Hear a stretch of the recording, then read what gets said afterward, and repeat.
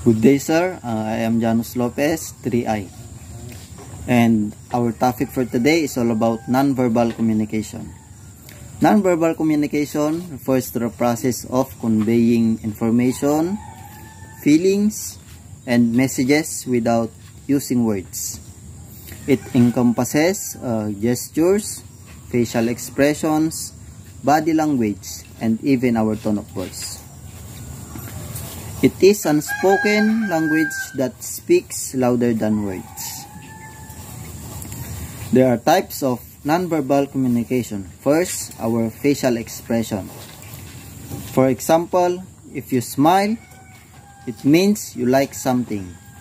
If you frown, it means you have concern.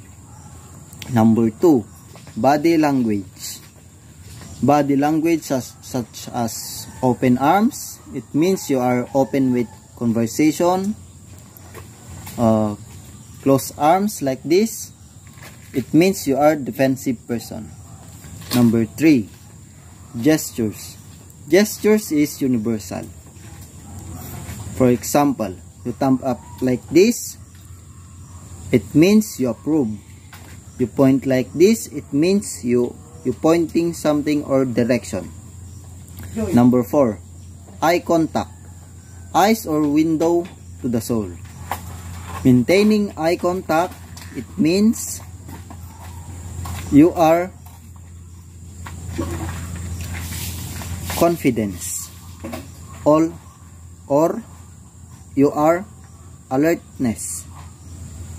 Avoiding eye contact, it means dishonesty.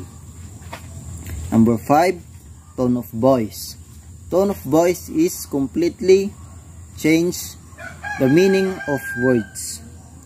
It is not just what you say, but how you say it. Number 6, cultural differences. Keeping in mind that nonverbal communication can vary greatly across cultures. Some polite to one culture, but other it is not. Respect for cultural differences is crucial. Nonverbal communication is important to law enforcement agencies. For example, on the road there is a checkpoint. They can identify a person if he or she is lying without using any words by observing their facial expressions. For example, while they are talking, the face is sweating. That means he is not saying the truth. For me, sir, nonverbal communication is useful in our daily life. We must enhance and not to disappear it.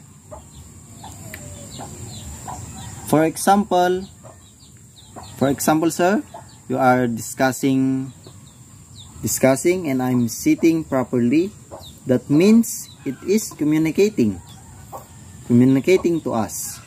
You can identify that I'm listening without questioning me. As a future law enforcement, sir, this nonverbal communication is my guide to achieve my future goals. This topic enhances my observation. In daily life, it can improve my communication to others by using facial expressions, body languages, tone of voice, and most importantly, when I have a work and the place is somewhere else, other countries, to maintain my job, respect their cultures. In conclusion, I learned a lot.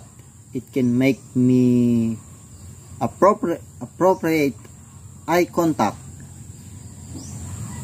tone down my voice and my facial expressions. It can lead me, made me the right expressions with body movements. It improved my wealth and health.